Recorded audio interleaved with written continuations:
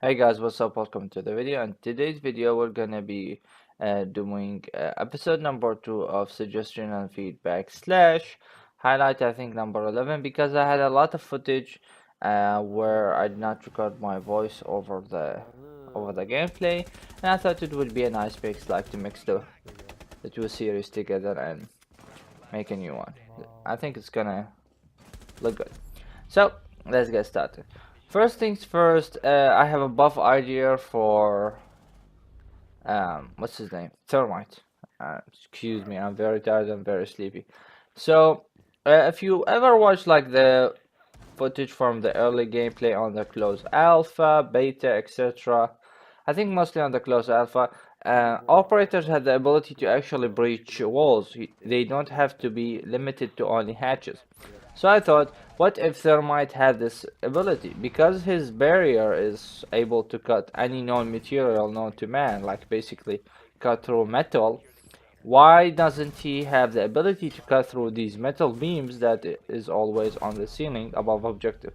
Of course, not gonna be always easy because, as you know, a bullet or two will take the breach charge or the exo charge away, so it's somewhat kind of balanced. I think this would be a nice buff to Thermite. We're not gonna be see it being used like in the Pro Leagues or something, but it's a nice buff. It's a nice addition. It will add something to the game. Not only that, but I mean, this basically makes sense. Like he has the special ability, he can use it very effectively, and I think it would add something to the game. Well, this is like my idea, my suggestion. Feel free to write what you think about it in the comments. Now another like buff idea, or I'll say tweak, is to two operators in specific, Kapkane and Tachanka. Although that Kapkane got a buff way back regarding his Kapkane traps, and Tachanka got the buff I think around patch 5.2 or 3, not sure. Their gadget still sucks. I mean, I love them. I have the most time behind Tachanka on defense, most time behind Fuse as an attacker. I basically main the Russian operators. But like the Kapkan trap is basically limited by the fact that you can only put it on doors or windows. Any good player will automatically assume that every door, every window is now have a Kapkan trap in them. So he's gonna look for that Kapkan, for the Kapkan trap. He's gonna look for that laser, and it's not very effective. I mean, for every, let's say, 10 times I got someone trapped in my frost trap, I got like 2 kills in a Kapkan trap. Like, that's it. Like the gadget, the concept of the gadget is not good because it has that red beaming laser light and you can only put it on doors or windows. The power of a frost trap is that you can actually place it almost anywhere with a level surface.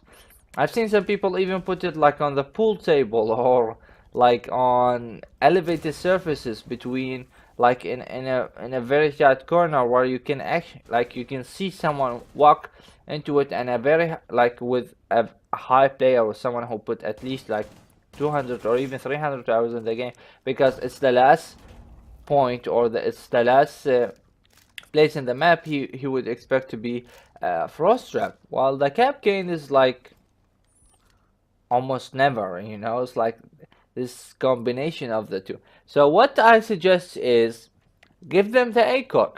The 9x19 is a very good weapon, manageable recall. I know a lot of you out there say, oh, he does not have recall. Well, you have not played that gun. You have not played Tachanka or Kapkan. You only see it on the kill cam and you think, oh, that gun has no recoil. Well, play it. If you think the gun has no recoil, put it against the wall and just fire without any control management. If you think the gun does not have recoil, don't put any attachment on it, don't put any sight, and try to control it. The gun does have recoil, but it's manageable. It's like the MP5, the MPK, the FMG9. This is what SMGs are for. Controllable fire over a longer period, hitting more shots on target, with the disadvantage of having low damage. I mean, like the damage output for the 9 by 19 is almost 420. You have the MP5, P7, and 416C, which both does plus 500 damage. You have a lot of attacking operators weapon who could easily do like almost twice that damage. So the point here is, if I'm gonna use a 3 armor operator, I should be able to have some type of ability or gadget to hold those long angles. If I have access to the ACOG, I'm not gonna roam, I'm not gonna try to close the distance, I'm gonna just hold the objective.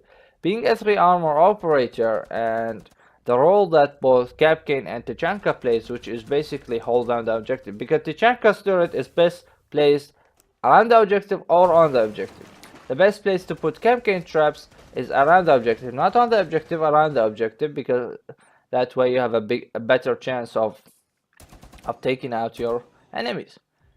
So if you give them these, I'm not saying that we're gonna see them in the pro leagues.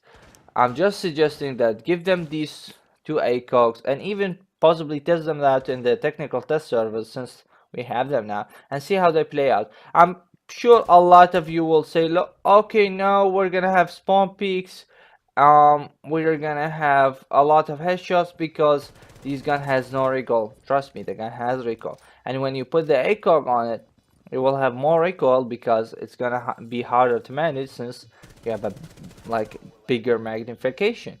So I think this would make them, I mean, desirable. It's not a must pick, but if someone is playing a Kapkan, or he sees like his defensive team like does not miss anything and he wants like to mix up things a bit, he's gonna pick Kapkan or he's gonna pick up Tachanka. Even when he does not score kills with his gadget, he's gonna rely on a very manageable weapon, good damage, access to the ACOG to take out the enemy. Like the MP5, very manageable recoil. I can actually like keep firing at an enemy, like put all 30 rounds into him. That's the whole point of an SMG with ACOG. Like getting those pixel shots, deny those fast operators from spawn peeking you because you have the ability to actually see them from a distance. It's not like he is Smoke or Bandit or Mute or even Kivera, Valkyrie. They're fast. They can go around the objective very fast and close the distance. These are heavy operators, and the worst part, other than being heavy operators, are they are so fucking loud. I mean, you can, like the other day I was playing a match on Bartlett, and I could swear like someone was downstairs. And when I called it out, hey guys, someone might be downstairs kitchen trying to flank us from stairs. Someone said, okay, I'm gonna check it out, and it was there, like, because he was so loud and this dude was running all over the place. So I think this would be a good buff to them both.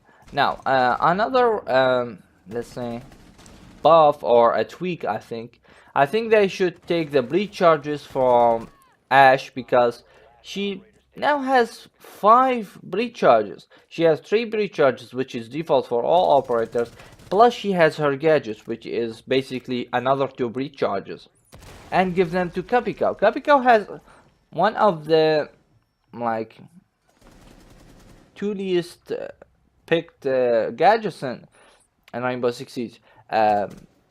Like the, I'm sorry, what I forgot his name. The stun grenade and the claymore. I mean, they're good gadgets, but I could like I would go for breach charge any day of the week over any of these, because sometimes you'll need to take down the enemy from a hatch, from a ceiling, a door. Even sometimes I go to the extent where I would open like a breach or open a new line of sight from a ceiling in order to get my to get those those campers, those dudes who hold down the objective, in order just to get to kill them. So Kapkan now is at a huge disadvantage. Even Blackbeard, which is basically meant to peek windows, has a breach charge. So why does this operator, who is already very powerful, already has a basically 2 breach charge, which is actually more effective than putting breach charge on, because you can actually breach something away and with safety have breach charge. Maybe give her the claymore or the stun grenades, let them swap gadgets between them, because I think that Left outside the objective.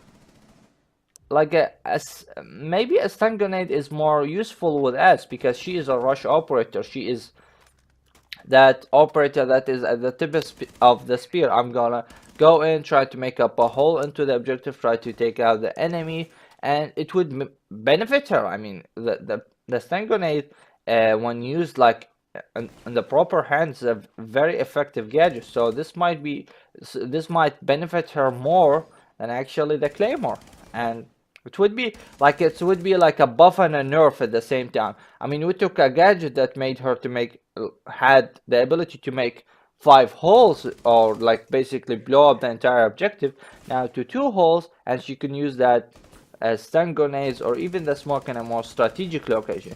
This will change up the meta a bit. I like always to propose new ideas to change up how things work in Rainbow Six Siege.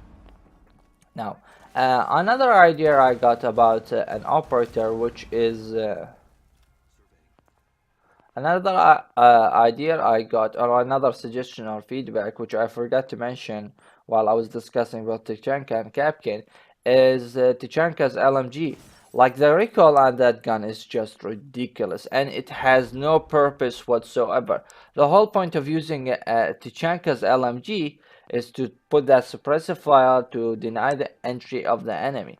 Now, the recoil, like on the first couple of shots, is just horrible. This gun is basically mounted to the ground. I remember before the patch, before the big update to Tachanka's LMG, and they gave him the shield basically, you're actually able like to keep a lot of your bullets on target.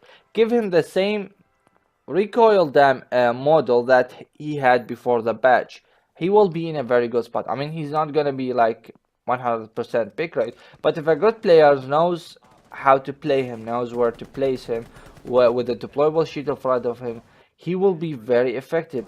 I mean, he will be like effective on a lot of objective, like more than you think now, because he has this is basically has his LMG weak, where he can actually stay on target. He's gonna be very hard to take out, and you might see even like people using Ash or Fuse or Kapika to take care of him. Like, he will be a direct counter to those rushers because he has that enormous firepower. So I think this is it for today's video, guys. Thank you so much for watching. If you have any ideas, any suggestion, any feedback, feel free to write them down in the comments.